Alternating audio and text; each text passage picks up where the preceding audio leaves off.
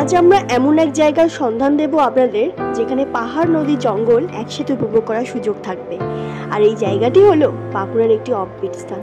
প্রতিদিনের ব্যস্ত জীবন থেকে দুদিনের একটু নিরিবিলি সময় কাটানোর জন্য একেবারে পারফেক্ট জায়গা। কলকাতা থেকে 200 কিলোমিটার দূরত্বের মধ্যে অবস্থিত এই বর্দি পাহাড়। আমরা গাড়ি করে পৌঁছে গেছিলাম 5.5 ঘন্টার মধ্যে।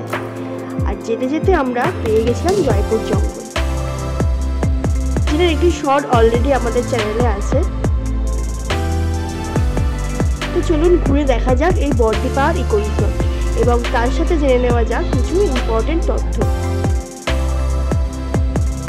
এখানে রয়েছে 5টি 4 বেডেড রুম, যেটির পার নাইট কস্ট 2800 থেকে 3500 টাকার মধ্যে, এবং রয়েছে কিছু ডাবল বেডরুম, যেটার পার নাইট কস্ট 1800 টাকা।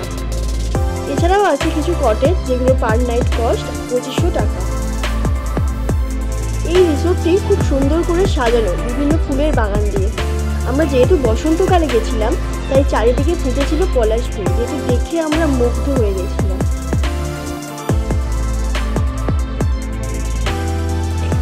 তাছাড়াও রয়েছে বাচ্চাদের জন্য সুসজ্জিত একটি পার্ক, যেখানে বাচ্চারা নিজের মতো সময় কাটাতে পারবে।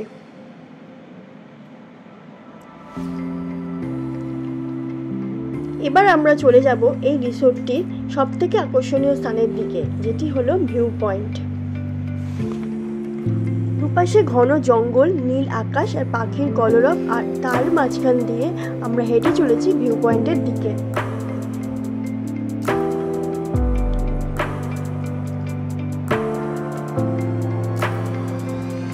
এই ভিউ পয়েন্ট থেকে একদিকে দেখা যায় বর্দি পাহাড়ের কোলে বয়ে চলেছে কংসাবতী নদী, এবং অন্যদিকে সারি সারি শালের জঙ্গল।